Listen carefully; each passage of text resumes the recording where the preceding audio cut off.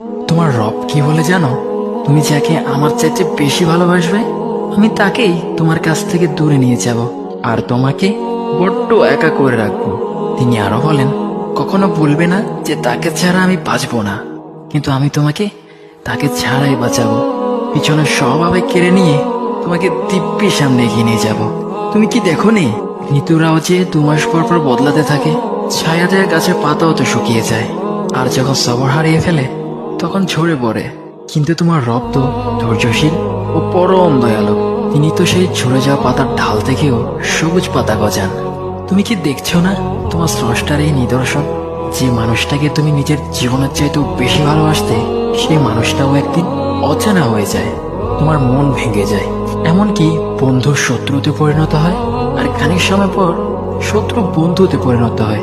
যে মানুষটাকে তুমি নিজের জীবনের অংশ ভাবতে, সে মানুষটাও প্রতারণা করে। বুঝি না, এত কিছু হওয়ার পরেও তুমি তোমার রবকে বাদ দিয়ে সেই মানুষগুলোর উপরই ভরসা করো, যারা তোমাকে প্রতিনিয়ত কষ্ট দিয়েছে।